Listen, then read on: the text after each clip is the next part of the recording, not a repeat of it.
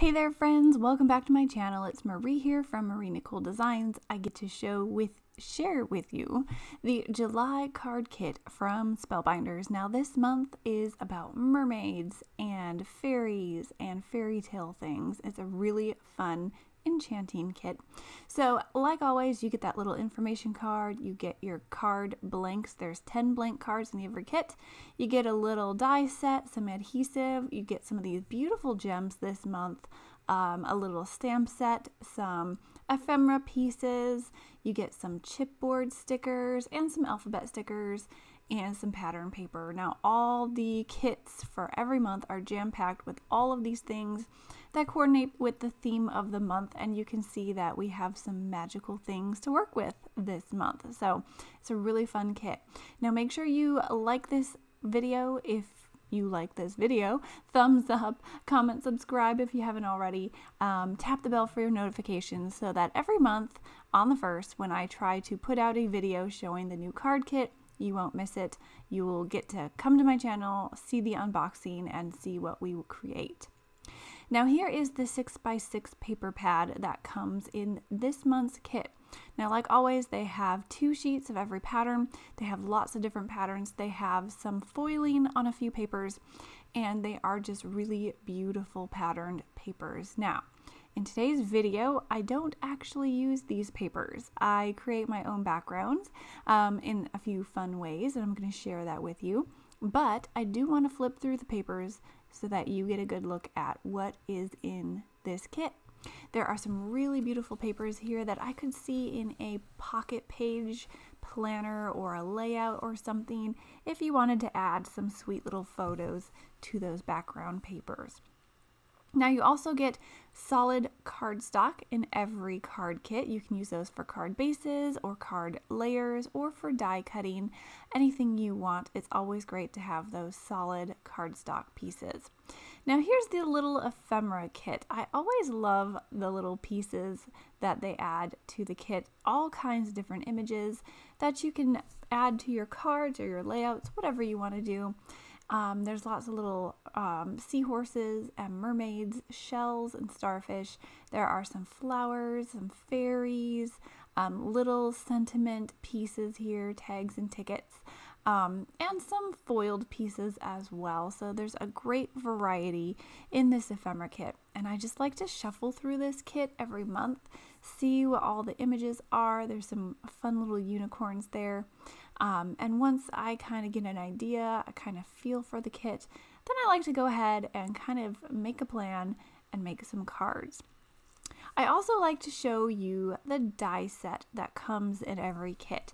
Every kit gets a little die set that coordinates, and this month we get some really fun mermaids along with some coral, some shells, bubbles, or they could be pearls if you want them to be pearls, some seahorses and starfish and things. So really fun underwater fairy tale mermaid kind of dies.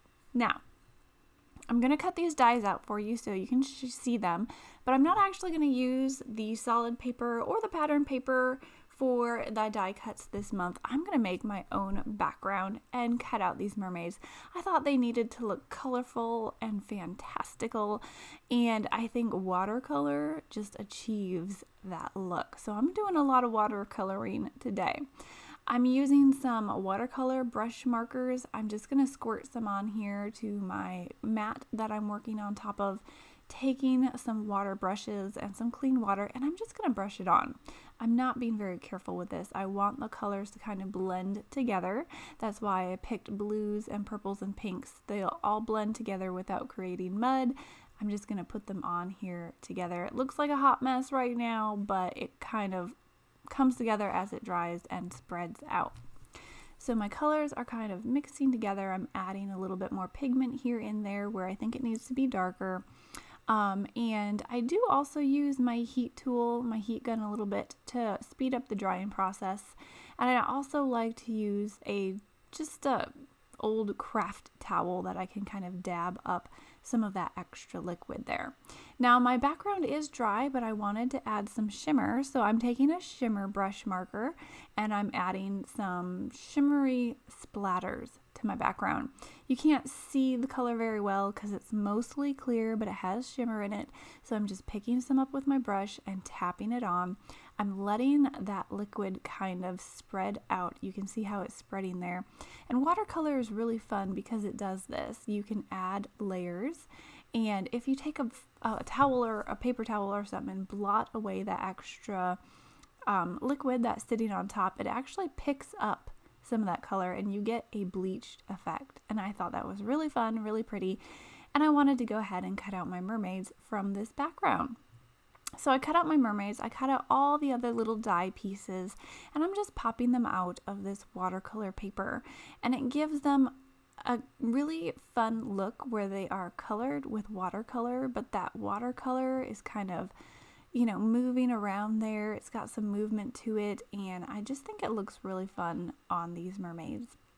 So just showing you all the little pieces cut out here. Now, I also thought the mermaids would look fun if you just cut them out of a dark color, like black or dark purple, and used sort of a silhouette.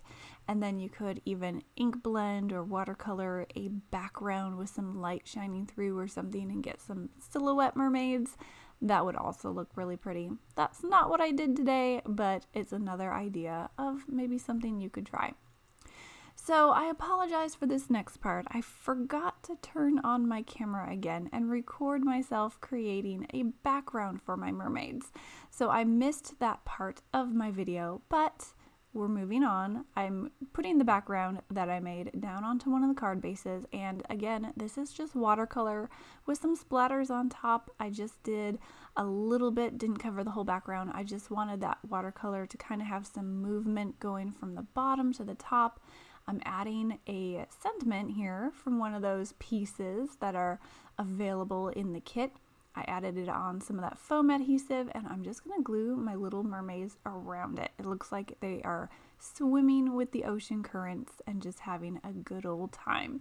So the sentiment there, I can't really read it on camera, but it's got a really fun sentiment that has some foiled words in it as well. So it does shine in the light as you tip it.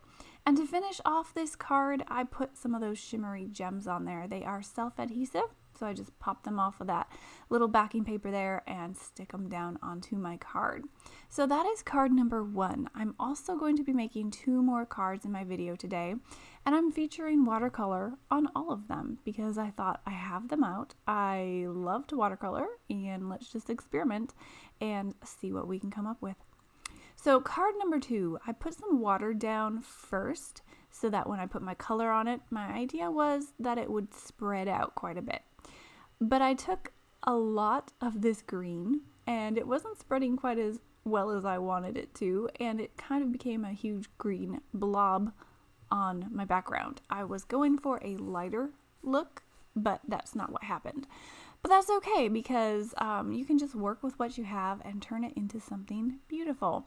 So I thought I'll add some of this greenish blue to it and see what happens. And I didn't add a whole lot.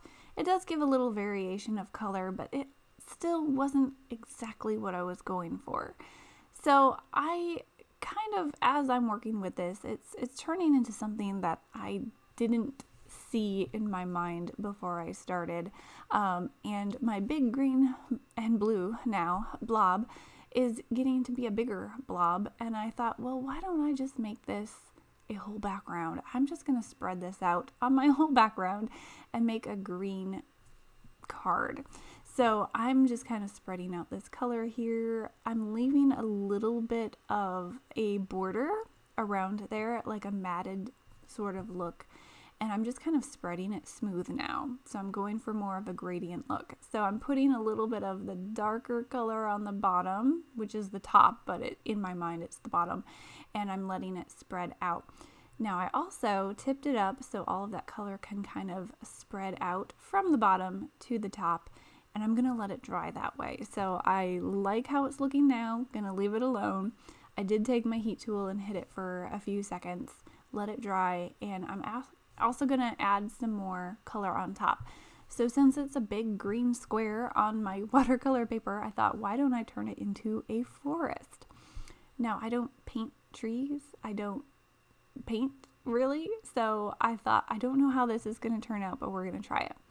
So because I don't want to get too detailed and make my trees sad and not happy little trees like they should be, I'm just making them a triangle type shape.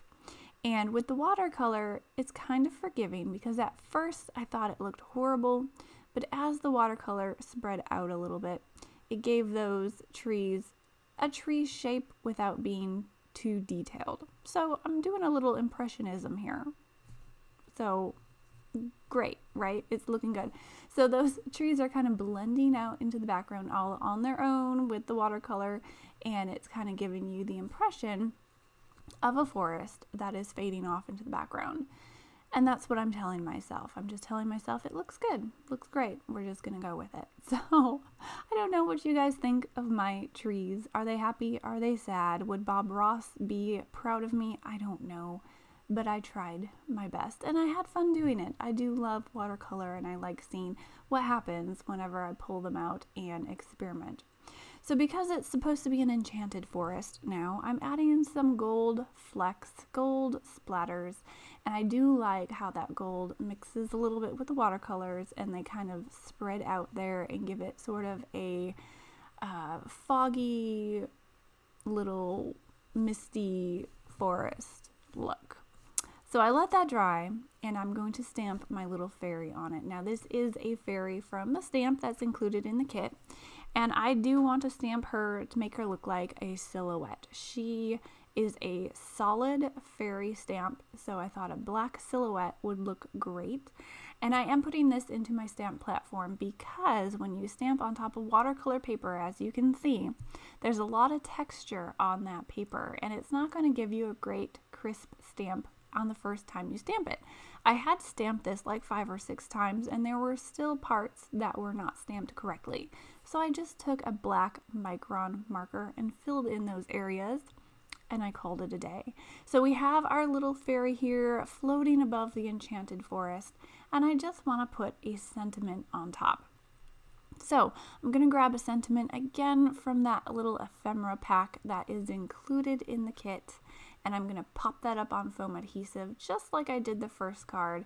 It says a fairy happy birthday and I thought that worked really well. And that's pretty much the card. It's very simple, but if you like a little bit of watercolor and a few sparkly elements, then this card is for you. I also took some of those gold gems and popped them onto my card because we can never have enough gold and never have enough shine, especially when we're working with fairies in enchanted forests. So I'm just going to put a few of those gems around my sentiment and that finishes off card number 2.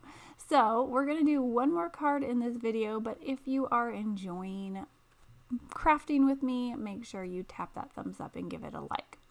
So there's card number 2, a better photo for you so you can kind of see my happy little trees in the background.